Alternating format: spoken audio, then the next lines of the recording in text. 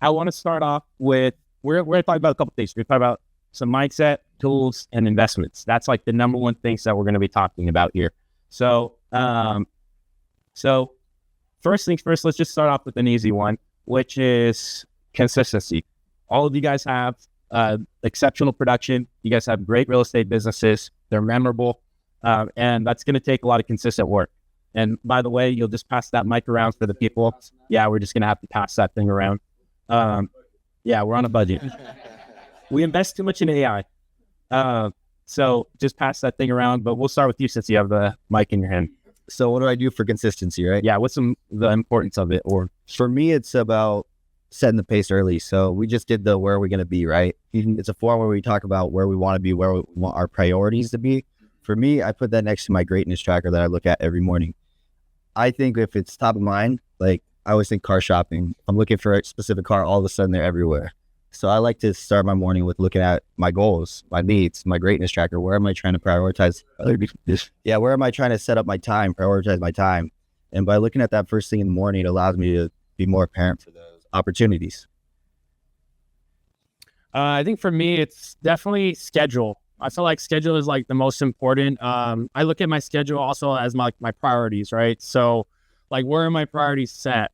So if I look at my schedule on Sunday and I see, hey, how many appointments do I have? If there's no appointments there, then I know that my priorities haven't been set for getting those appointments, vice versa, family time, things like that. So staying consistent for me really starts on my schedule. And I feel like that's like the biggest tool that I have. I look at it every day. All of us have it on our phone. So there really shouldn't be like, I say there's no excuse for me, not looking at that and kind of keeping myself accountable and consistent. So I feel like that's like one tool that I use pretty consistently.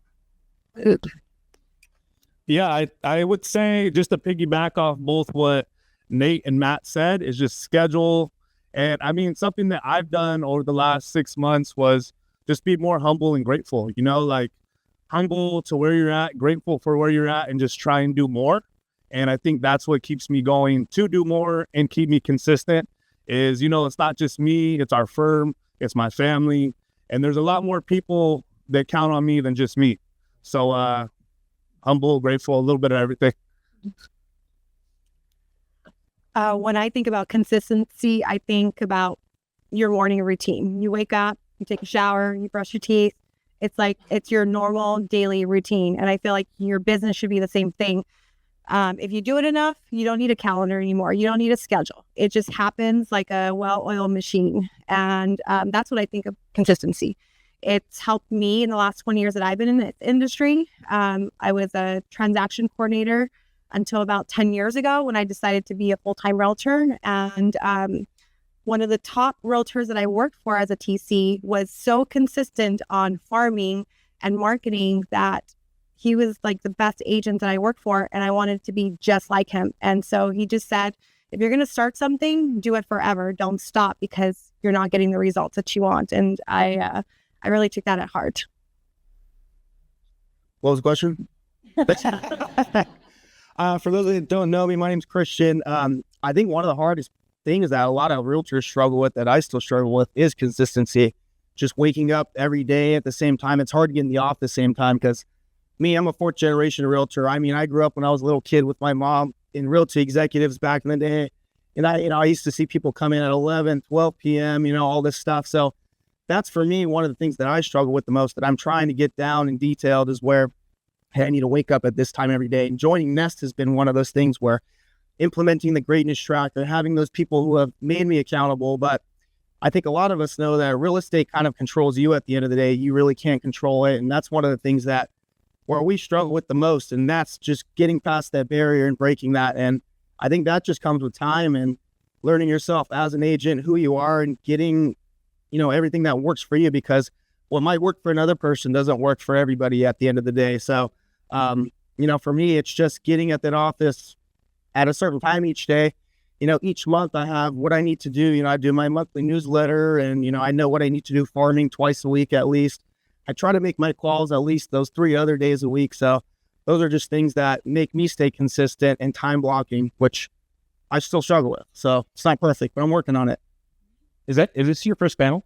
This is my very first panel ever. Yeah. That's a hell of a first answer. Hold on, keep that mic. All right. Okay. So yeah, that was a good first answer on your first time being on a panel. Yeah. I was shaking. I took fat burners this morning. I'm like, I'm sweating up here. I'm drinking champagne. Yeah. Yeah. Well, that's up here. Let me see. All right, Joel. That's around please. Okay. We're a mess, but a great mess. So you've been you're a fourth generation real estate. Yes. And you've seen all kinds of different strategies and ways to run your real estate business. Absolutely. Okay. And you started to come into your own and build your own real estate business. Yep. Which is why you're up here. I'm going on year 3 in October. So what is one thing that you have implemented in your business this year that is new that you've done for your clients? Well, I think number one, joining Nest is completely. Besides joining them, not paying them to say. All right. Well, now It's great. one thing that, I work with my partner, my mom, Molly over there, and she's been a huge help. But one thing that, she's in this industry for over 27 years. So I bring a new, innovative, like Renee said, I'm scared of technology. I know how to do real estate, but I bring that technology, learning from one of the best and surrounding myself with a lot of the best people in the industry.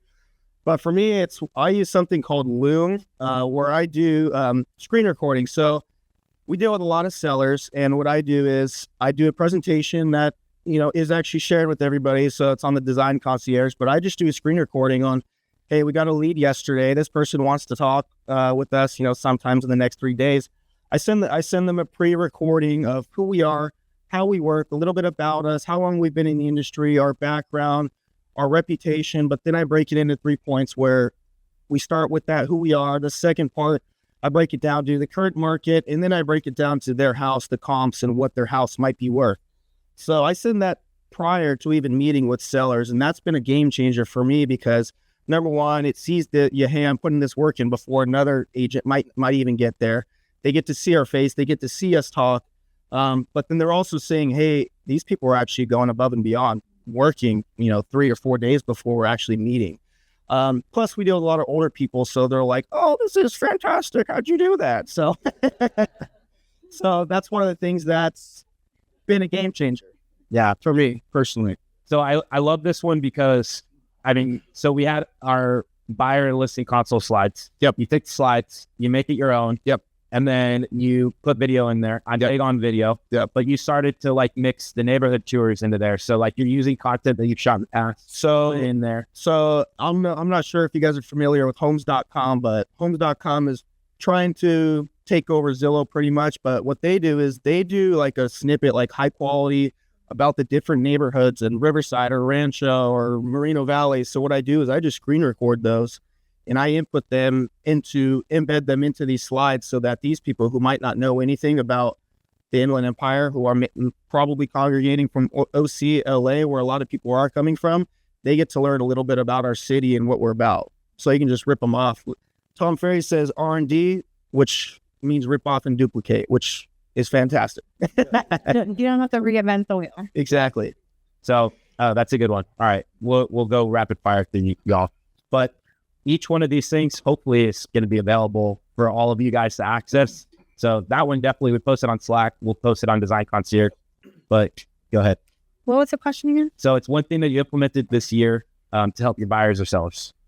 So let's talk sellers. Let's talk listings. Okay. So I mainly handle do listings. But I think what I changed this year is just adding more of a concierge kind of service with my clients. So I make myself more available now than I ever have before. I no longer have my full-time assistant that I had for 7 years. And so I'm the face mostly now. I'm the one who's calling them, and it used to be my assistant. So, but anything my client needs at any time, if it's an estate sell or moving or maintenance or anything, I'm sometimes throwing in my own money if I need to. I do everything I can to make sure that at the end of that transaction, that they are completely happy with the service, that I know that I can count on them on referral business.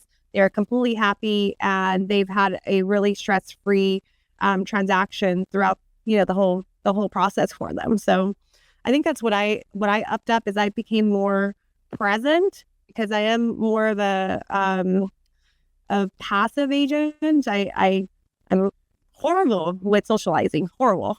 but I've been coming out of my comfort zone and just being more present for that. People like you. I'm likable, but it doesn't mean that it's easy for me. Oh, the same way. I like it. So you got a guy for everything. I have a guy Yeah. for everything. And then you're working to better service your clients, like more hands-on. That's good. Just like what Gabby just said, just try to be that go-to guy, but also be more relationship-based. A couple of years ago, I was more transactional, hi, bye, really didn't talk to them too much. So really just try to be their go-to guy. Like yesterday, I called 2 past clients and they gave me two different referrals. So just like really building those relationships, it does help. Sounds corny, but just really trying to be friends with people really does help. Thank you. What's the question? One thing that you guys have implemented more. So definitely like that listing thing. Oh, okay. Yeah. So, I think one thing that me and Nate have definitely done, maybe Nate will share something different that we probably you guys will hear from both of us, but is our systems, right? Using Follow Boss, making the experience, enhancing the experience. So one thing that we did is just like Christian mentioned, we utilize a lot of technology as well prior to us going to doing a buyer consultation, doing a listing consultation. We have a flip book of pretty much our listing presentation, and it kind of simplifies the process for us because our clients, the day before we meet with them, they get it in their email. They get a video of Nate saying, hey, this is what we're going to talk about.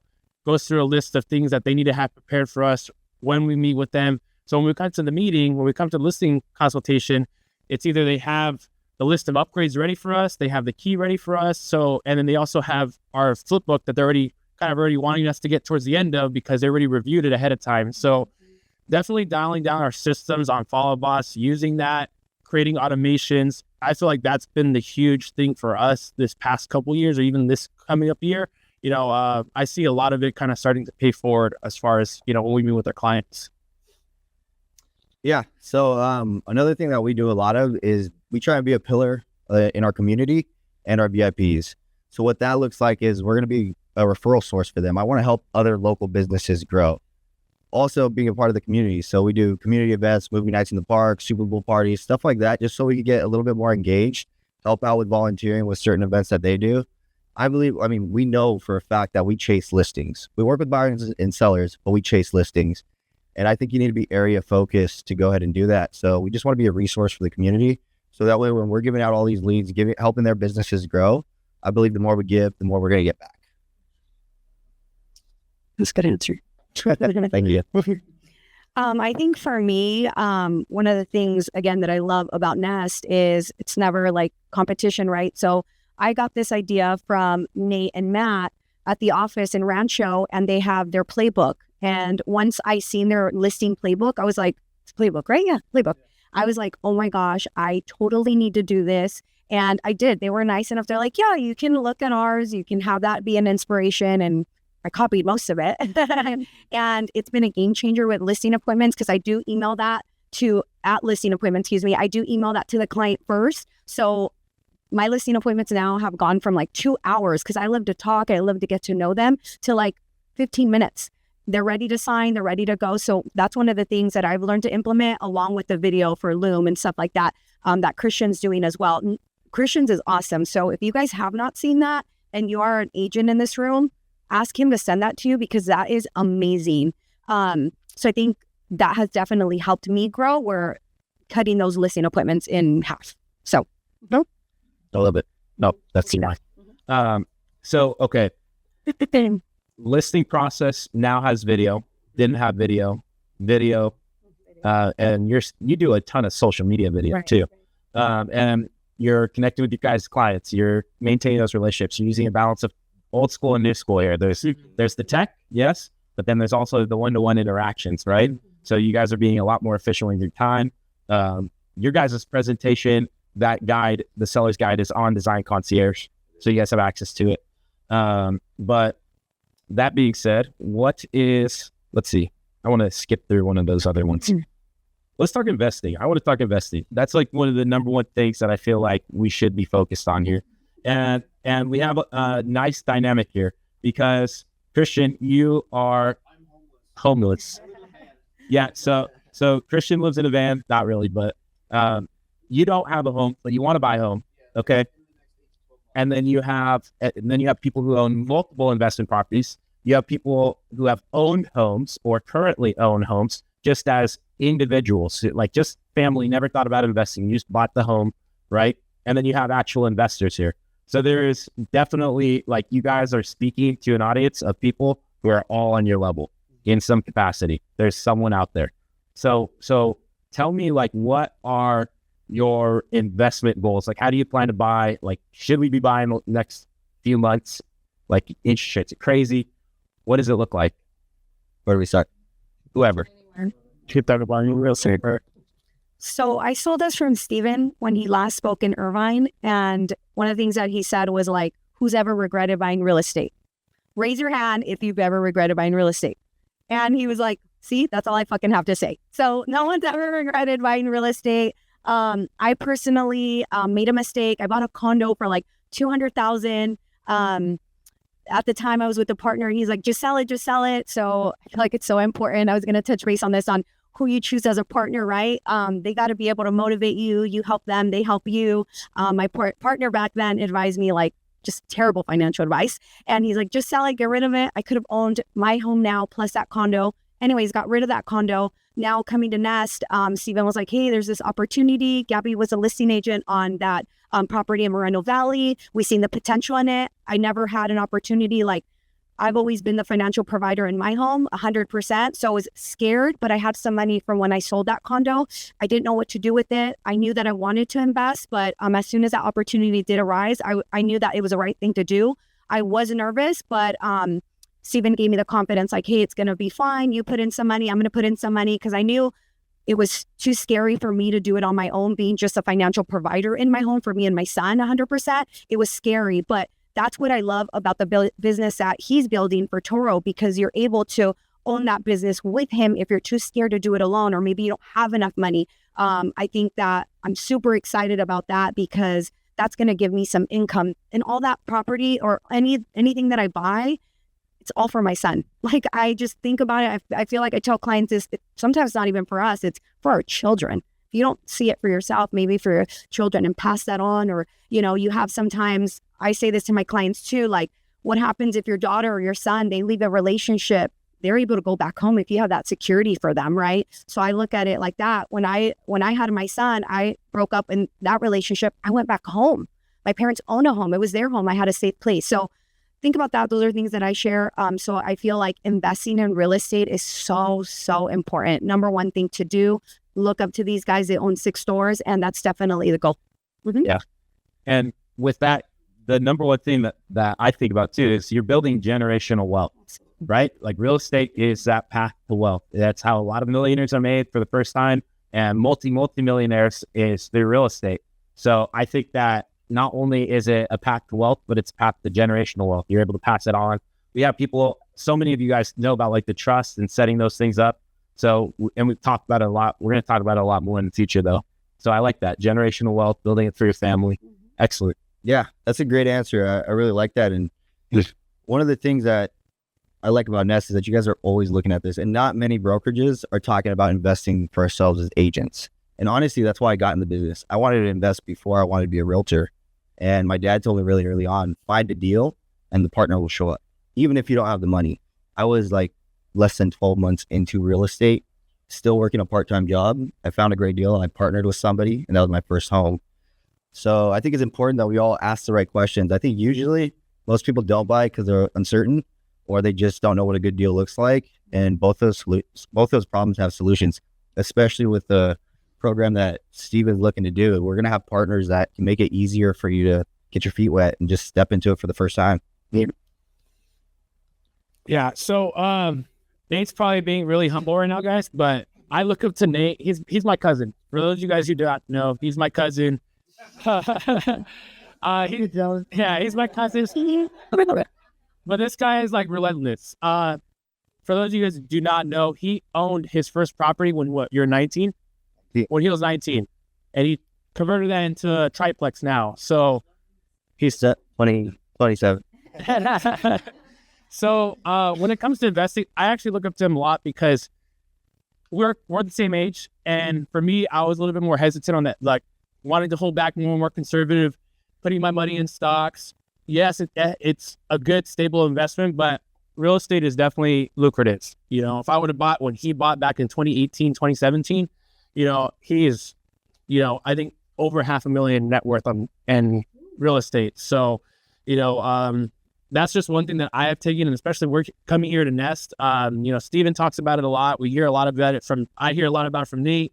And this is something that I really am working on for myself. I own my own primary, but me and my wife are looking to like continuously grow, you know, us having our first kid, something that we really want to start to build. And I think here, you know, learning from a lot of these guys as far as what they do, as far as investments, you know, I would really, if you guys are here looking to get started, talk to some of these guys up here because they do a lot of stuff like that. So. Dang, I feel like that was all good right there. So I just come from a Mexican American household. When I grew up, like my parents never owned anything. I'm always rented. I shared a room with my brothers till I left for the military. And I think that's what really motivated me to buy my own primary one day. And after a week, we got that both me and my wife, we got our home. And we did a flip. Me and my good friend back there did a flip 2 years ago. And that kind of scared me in the regards of like, dang, I got these kids at home. I got my wife, and now I got the flip going on and my mortgage. And I think that really scared me. And now I'm able to take from my experience and provide that to my clients on like how to invest better. And now being a part of Nest, you know, like that makes me feel more comfortable being around badass people like these guys, Marcella, Gabby, everyone, you know, Steven, Josh, and knowing that I have that support here makes me feel comfortable on taking that next step on buying more properties, you know, doing the triplex idea. And I think just surround yourself with people that are better than you, but also with the same goals and learning so you could better help your clients. So it's true. I don't know if I can answer this question yet. I don't feel like I'm as experienced as these guys right here. I went through a divorce recently and I just got married, so I haven't really had the opportunity yet to invest again. I had to sell all my properties during my divorce, but the moment that I can invest, I definitely want to. And I love the fact that we can do that at Nest and we have partners here that can help us. And that's all I can say right now. Well, so let me talk about this. So you were a long time homeowner. When did you buy your first home? I bought my first home in 2009. 2009. Right. So you bought it with your family and you started it. Yeah, it was our first starter home. And then in 2015, we upgraded to our secondary home. And then last year, my divorce finalized, so I had to sell it, you know, as part of our divorce. So you bought these homes, you know it like from the family side, but yeah, like what are your thoughts for the future now that you've been around all of this talk? With all this talk and just being in the industry, I believe that real estate is the best thing to get into. You have to invest in real estate. That's where you're going to make most of your money, you know, the quickest. And my new husband and I, our plans is to purchase a home, and we're going to purchase the home. So it's like, there's no doubt about it. It's going to happen again. It's just with the timing of everything, we just haven't done it yet. But awesome. I think that everybody should invest. And if you can, like I've already told my husband, I was like, if we can buy some rental properties, like that's what we need to do, is we need to buy rental properties, because then we have that passive income coming in every single month, and then we can retire. What he wants to do is he wants to buy a van like Christian's and then just travel the whole country. I want to travel the world. He wants to travel the country. But that would be our goal, is to have that passive income so we can do that when we retire. So do you think that you'll buy a rental property first or buy your first house first? There's no wrong answer. I think we're gonna buy our property first, and then we'll probably buy an investment home, because I come with like good deals here and there every once in a while, and you know I always like call Steven first. but our goal is to buy our home first. And even if it's a tiny home, because not a tiny home, but like a condo, like I want a condo. And then the next house would be an investment. It will probably be a single family residence, because that's what most renters are looking for are like 3-4 bedroom homes. Awesome. So for those of you that don't know, I helped start a company back in COVID with my dad where we build and convert Sprinter vans. So that's like the van joke right there. But anyways, I have to explain it. You live in a van. I live in a van. Write-off. Best write-off ever. But anyways, I feel like I'm kind of the outcast of this panel because it's ironic. I've never, So I'll give you context. not the outcast, but Yeah. So you and I had this conversation at your house. When there was that one politician, I was at your house. Yep. And you're like, man, like I wish I was 5 years older or something like that. So that at the time when COVID was happening, like you could have bought a house. Like you were like, man, if only I was a little bit older, a little bit more established, I would buy my first house. Yep. And I think that there are a lot of people in this room and just across the board that feel that same way. Yeah. Like they're like, man, I wish that circumstances were different, or knowing what I know now, I wish I would have bought. So you have like an experience that a lot of people have gone through. Yep. So that being said, knowing what you know, what is your plan to buy first properties? Yeah, so I mean, I would like to purchase a home in the next 8 to 12 months. So for me, I mean, I grew up in a family where they came from flipping houses. They were doing about 40 flips a year, back when flipping wasn't huge. And I always tell my mom, hey, you should have told me to buy a property when I was 5. Come on. But for me, I mean, my plan is, joining this, surrounding yourself with like-minded people who know that real estate is one of the best investments that you'll ever make in your lifetime. It has made me grow as a person who knows that this is something that I want to do in the next 8 to 12 months. I always tell people, hey, there's no bad time to buy real estate, but it really makes sense for when the time's right for you. Can you do it financially? So I think that's what a lot of people my age, a lot of first-time home buyers kind of struggle with, is making that jump. Hey, does it make sense right now? Well, I think one of the biggest things in life is just taking that leap and taking that jump to where you never really know what's going to happen. So, but when it's an investment that makes sense, that from what history shows, it's really never been a bad investment ever. So, for me, in the next 8 to 12 months, that is my plan. That is my goal. I'd like to live in it possibly, and then I want to do a triplex. Whether that might be my first house or my second house, I'm not too sure yet, but. You know how it goes in real estate, you wait for that perfect opportunity and then all of a sudden you're like, oh shit, it's here, I gotta be ready for it. So that's it. That's awesome. Yeah. Dang. That's good. Okay. All right. So you guys have this big plan. Let's take it a step back from this plan. So the end goal is buying real estate. Okay. You're in real estate. You got to get your production up. What is your plan? And we'll just start with you because you're saying the 8 to 12 months. Like, what is your plan in your business to get your production to that point? Yeah, what do you think it's going to take? Well, I think anybody in this room who does real estate knows that the last 2 years of people's production has gone down. Ours personally, last year 50%. So a lot of people's production has gone down. But with that being said, our commissions have gone up too, just with the prices and the appreciation that we've had. But it really is going to take a lot more discipline. Grinding every day. I know you say you hate the grind mentality, but sometimes that's what you have to do, as an agent, get there every day, make sure you're making your calls. And I think a lot of us, what I struggle with is, I know people in the core, they call it your money making activities, where they time block certain points in your day from whatever it is, 10 to 1 p.m., where you're just hammering the phone, where you're doing sweat equity, walking neighborhoods, getting face-to-face with people. That's the most important. Once you get face-to-face with people and get on the phone and actually talk with them, you're able to present yourself as an advisor. Then they really get to know, like, and trust you. And that's the hardest part for a lot of people. It's just doing that. And that's what I need to do. Okay. Just so I can get my production up. So with that too, so production up, it's the same question, but really I want to hear like the tactic of it. So what is the number 1 or top 3 money-making activities that you guys are doing each day to get your production up? So you answered already.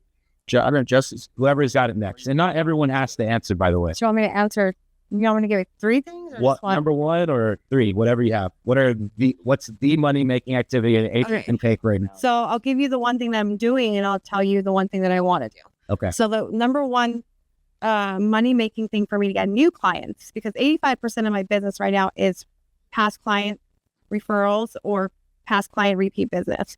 But in order for me to get new clients, I think the number 1 making thing for me is doing my paper shredding events that I was doing twice a year, but now I'm going to start doing 3 times a year. And then possibly by next year, I'll be doing 4 times a year, because I usually get, I get 100 emails on those events or more. And I usually get 1 or 2 transactions out of every event. And sometimes it's not right away. Sometimes I wait a year. But that's my biggest money making, system that I do. And, I've been doing it for 5 years already, and I'm known. Gabby, you're the one who does the paper shredding events every year. So that's the one thing that I am doing. The one thing that I want to do is what I talked about a little bit ago, is like coming out of my comfort zone and actually like really putting in the work to build relationships with these new clients and then also my past clients. I am a passive agent. I have to come out of my comfort zone to get to know people a little bit more. Unless I already know you, it's easy. But I think that would be really helpful, because I've done that this year and my business is actually getting better than it was last year because of that. So I think those are like 2 big things for me. It's funny that you say now you're getting out of your comfort zone after like almost 20 years. After 20 years.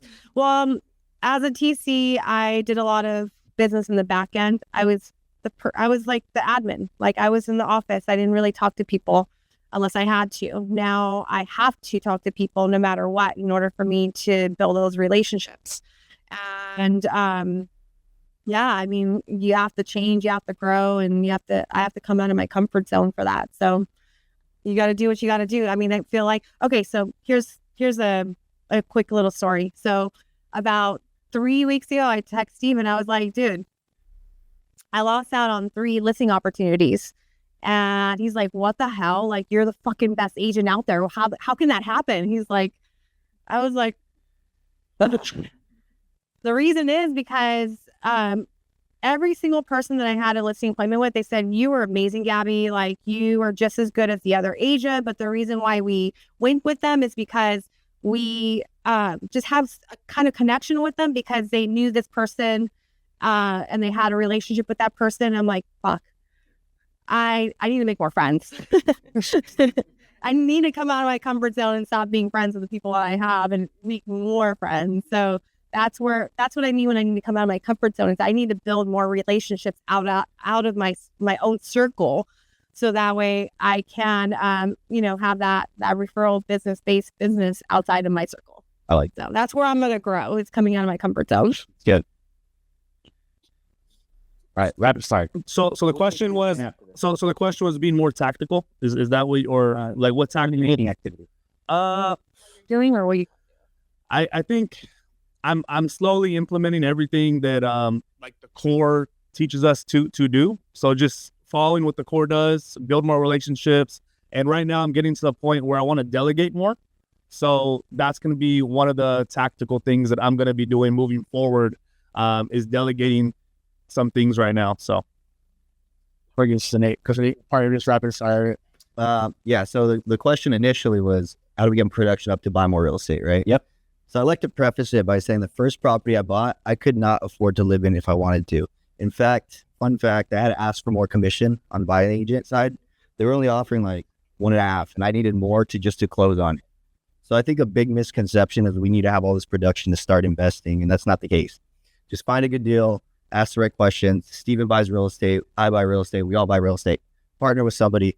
But as far as production goes, I would just say the greatness tracker. That's something that we use in our coaching program. It's very simple form, 3 face-to-faces, 1 break bread. So you grab lunch with somebody, 13 phone calls, and a couple thank you cards. If you do that every day diligently, your production's going to go up. Yeah. I think we're good. Good? You don't have an idea? Well, money making activity. Right? What did you do? I think, sorry. I think for me, delegating, I am a super control freak. So I do it all. Like, I lead my team.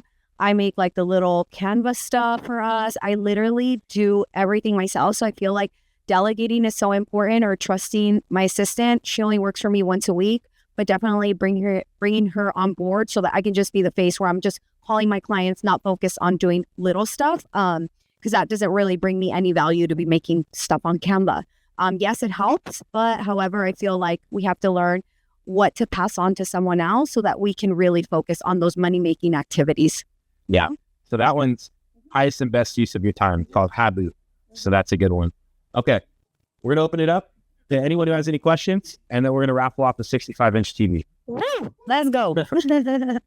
So any questions? Raise your hand, shout it out. Anybody have any questions? I love when we answer all the questions up there. Mike, you have a question? I don't have a question, but I know that a lot of people have asked me in the past, like about my paper shredding events, and I've like helped Jesse a little bit and other agents out of this office. Or if you're out of this office and you're not in Moreno Valley, go for it. But these paper shredding events, I have like my home warranty gal like helps with the donuts and coffee, and it costs me about $750 to have them there for 3 hours. You don't need them for more than 3 hours. And I do Facebook marketing, I do advertising, sponsored ad or whatever. It probably costs me alone $1,500, but out of 2 transactions, I'm making like $50,000 off of it. So if you can come out of your comfort zone and invest in yourself a little bit, and you're not in Moreno Valley, I will hunt you down if you're in Moreno Valley. I'm just kidding. Deep from that. Okay. I put them in, after I get them on the leads, I instantly put them in my CRM. I thank them for coming to the event. I add them onto my Bomb email newsletter. So anybody who gives me their email for the rest of their lives are going to be spammed by me unless they unsubscribe. They registered. They have to register in order for them to do the free paper shredding event. So nobody gets to come to the shred event and not have to sign in. Every once in a while I get some pushback. I'm like, it's not worth it. I'm not going to argue with this person. They're here for a free event. And out of 100 and something people, like 1 or 2 people don't want to give me their info. I'm okay with that. Like, I'm not going to let it like ruin the whole event. So, but yeah, just make sure you're putting people in your CRM, you have them in the automation, and that you're following up with them.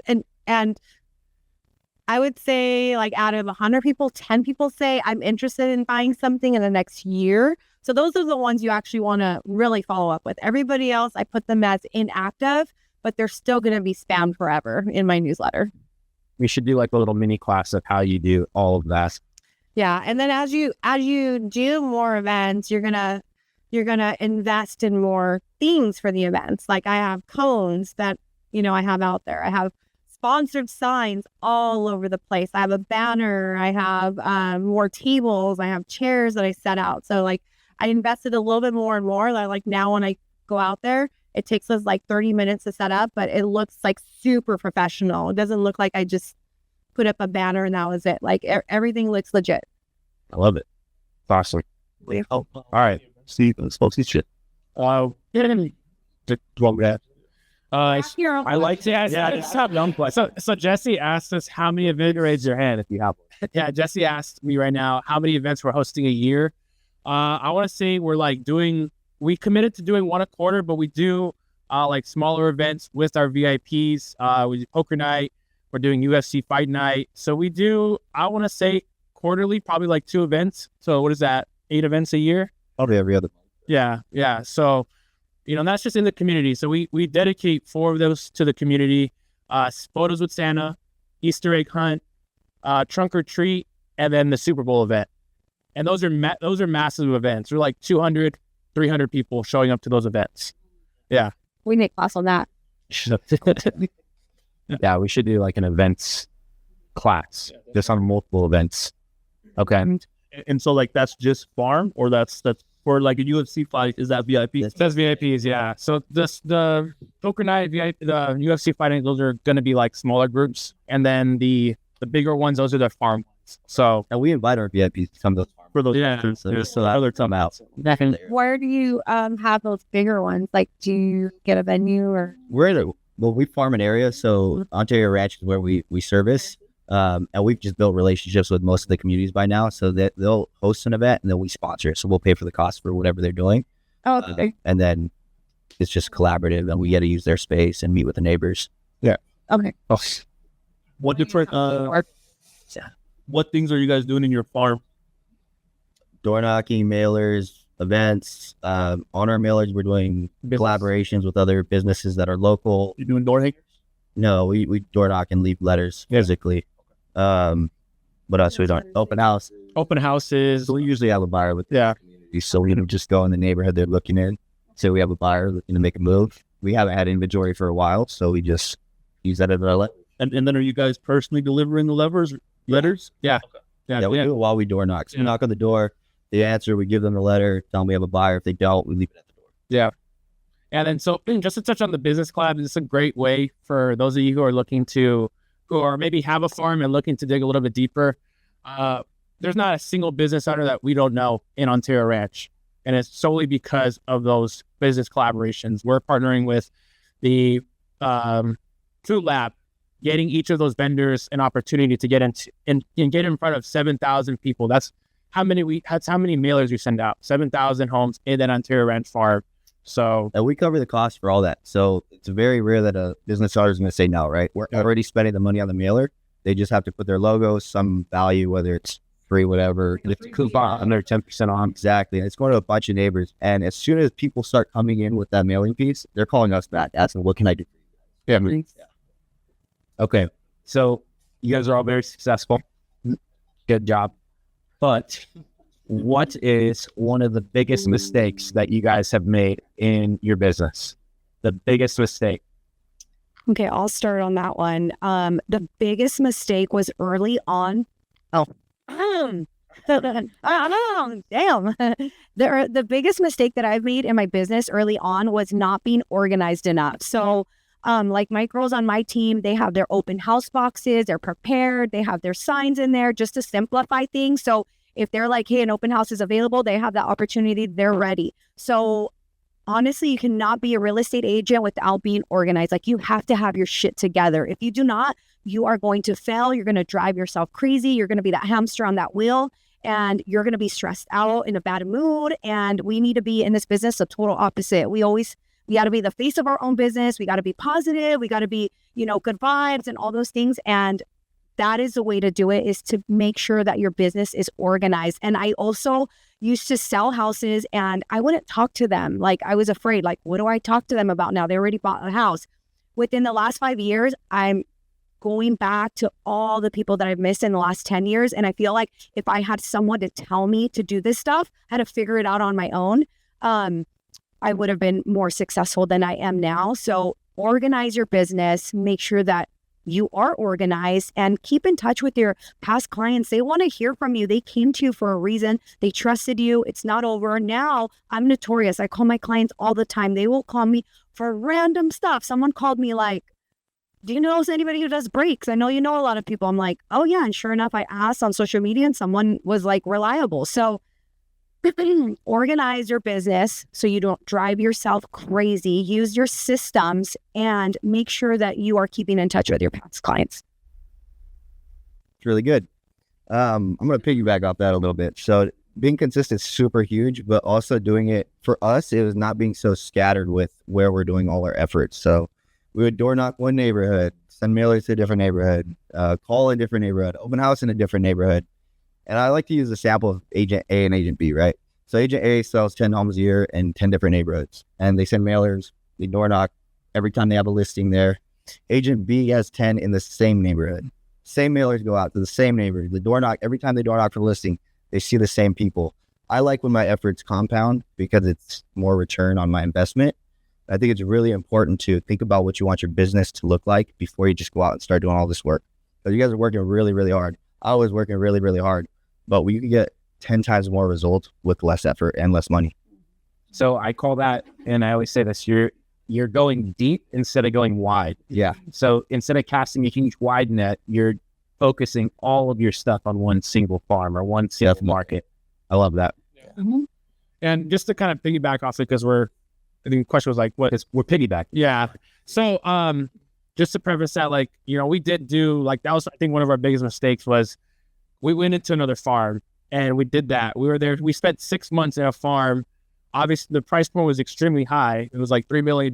We had appointments set, everything, but the turnover wasn't great.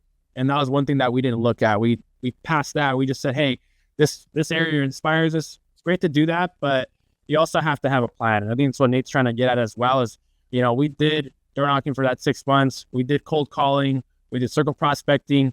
And, we did it for a short amount of time. And before we even saw our efforts, just so you guys know, like, our farm in Ontario Ranch, it took us 3 years to be able to develop that. So it wasn't just something that we did and magically appeared and, we have these listings in that area because of that. It took time. And that's one thing that I think a lot of agents, especially you guys, some of them that are newer, is I would encourage you, just let that time develop. If you enjoy doing it, just let that time develop with whatever you're doing, because it will pay off. Hard work does pay off eventually. You just have to be patient with it. Don't get tired of, hey, I door knocked for a week and I saw no results. Hey, I did Mojo, or I called 200 people and I only got one person that answered my phone call. It's just one of those things that you just have to be consistent with. So that's one of the mistakes that I think we definitely learned in our business. So, Do you live in your farm? Close by. Good question. Mike. I'm out. Yeah, I think one of the biggest mistake is not leveraging my relationships. When I got into the business, I was very small circle type, like, hey, and I'm still breaking out of my comfort zone. It's like, hey, if you're with me, you're with me. If you're not, you're against me.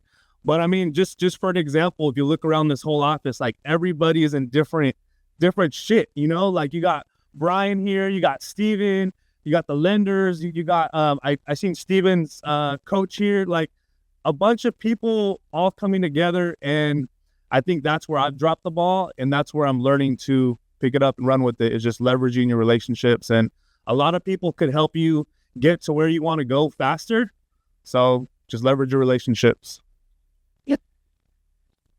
2 things. Number 1 is stop comparing yourself to everybody else who you think is doing better than you. Huh? Yeah. Number 1, stop comparing yourself to everybody else. So, like, sometimes I see these agents that I feel like are doing more than me, and I'm like, it brings down my energy and it takes away from what I really need to do, which is my strengths. I believe I am really strong in being consistent in my marketing and all of my systems. I do it consistently. But one of my like downfalls is the relationship building. So I wish I would have built relationships a lot sooner. I feel like my business would have been much better in the last 2 years if I would have done that. So if you have past clients, don't forget about them, call them, love on them. I think I learned that mostly from Marcella this year too, because she's amazing. So she loves on everybody, but I'm like, I want to be more like her. And I'm not comparing myself to her. I just feel like there's something in her that I would like to be. And like, everybody that's around you, in your office, in your brokerage office, in your team, in your friendships, like, take the good from them, not the bad. And for a long time, I would take the bad from people and not the good. So just surround yourself around people that are good for you, not bad for you. Like, the biggest mistake that I've ever made in real estate was growing a mustache. No, it's Waiting for that. He wrote those yesterday. yeah. I asked ChatGPT to write me some jokes, but seriously, I think the biggest mistake that I've ever made was trying to do everything on my own. Me trying to be a perfectionist and making sure, hey, I want this video out, but it takes me 3 weeks to do because I'm a perfectionist and I like things a certain way. And I think being around these people, they taught me, getting it done is better than not having it out there at all. So that's been the biggest thing for me, is just do it. Done is better than perfect. yeah. I always say it. Keeps my hand on the microphone. So Hold at it. I'll hold it. All right. Anybody have any questions? I think we covered a lot today. All right. So round of applause for you guys. Good job.